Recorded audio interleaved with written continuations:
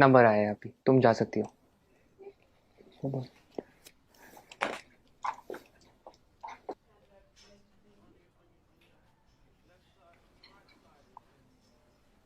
आप software engineer हो क्या? आप लोगों ने देश में कितनी तरक्की लाई है, सब कुछ कितना एडवांस हो गया है। थैंक्स। आप लोगों को देख के तो मैं एकदम हैरान हो जाता हूँ। आप कंप्यूटर में अंदर कुछ कोड करते हो और बाहर दुनिया बदल जाती है। इतना आसान नहीं है दोस्त, ये कुछ कोड का काम नहीं है, काफी मेहनत जाती है इसके पीछे। कॉम्प्लिकेटेड है, काफी कॉम्प्लिकेटेड। वाकई, इसीलिए तो आपको इतनी तनख्वाह मिलती होगी ना। Why does everyone just sees the money in it? इसके पीछे की मेहनत कोई नहीं देखता। हम हिंदुस्तानियों की सोच ही छोटी है। जस्ट बिकॉज मैं पूरा दिन एसी ऑफिस में होता हूँ और ऑब्वियसली मुझे पसीना तो आता ही नहीं होगा, राइट?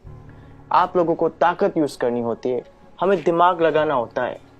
ये बाल सफेद ऐसे ही नहीं होते। Let me give you an example. वो ईसीजी मशीन देखो, सब कुछ कंप्यूटराइज्ड है। आपके बॉडी में क्या क्या चल रहा है सब कंप्यूटर से निकाल सकते हैं। प्लेन की, ट्रेन की, लाखों रिजर्वेशन ऑनलाइन होती है। बैंक के ट्रांजैक्शन सब एक सिंगल डेटाबेस में। Data integrity, locking, data security. कुछ आइडिया ये सब डिजाइन करना कितना कॉम्प्लिकेटेड है? और आप कह रहे कि कोडिंग करना आसान है। आप ये सब कोड करना जानते हो?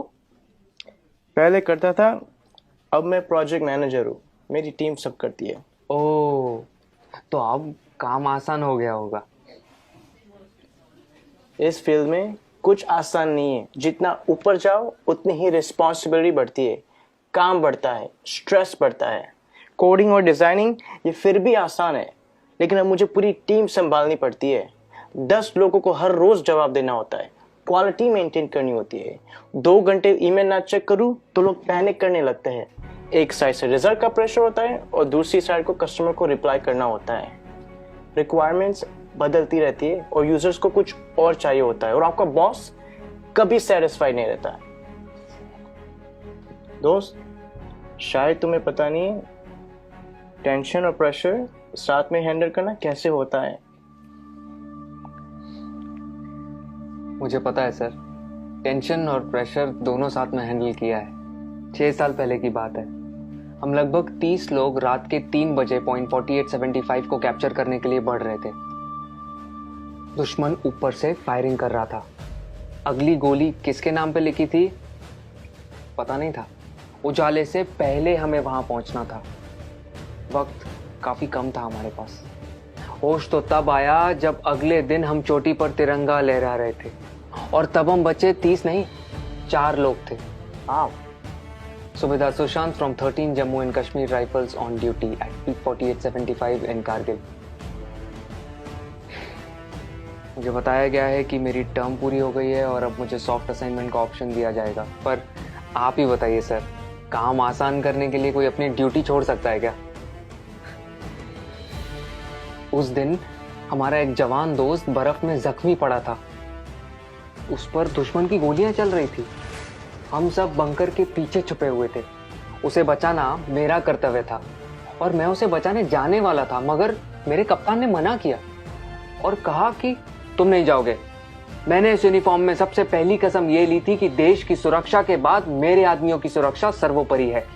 ये कह के वो खुद चले गए। उस जख्मी जवान को बचाते बचाते हमारे कप्तान शहीद हो गए।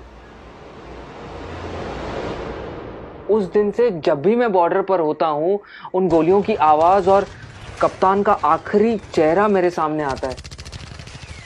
वो गोलियां शायद मेरे लिए थी।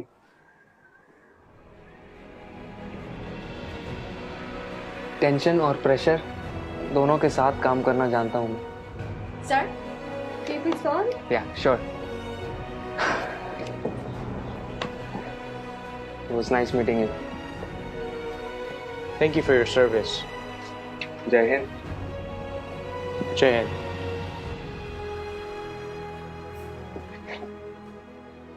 कभी खुद की जिंदगी से शिकवा होने लगे अगर, तो एक फौजी की जिंदगी के बारे में सोचना। खुद की हर मुश्किल आसान लगेगी। जो खुद की सांसें दांव पर लगाकर पूरे देश की सांसें चलाते हैं, हर वक्त जान हथेली पर होती है, फिर भी हमेशा मुस्कुराते रहते हैं। जिन्होंने डर को भी डराया है और देश के लिए जीना क्या होता है, ये इन सरहद के पहरेदारों ने हमें सिखाया है। तो अगली बार जब कोई चुनौती तुमसे तुम्हारा सुख चैन छीनेगी, तो एक फौजी की जिंदगी के बारे में जरूर सोचना। खुद की हर मुश्किल आसान लगेगी।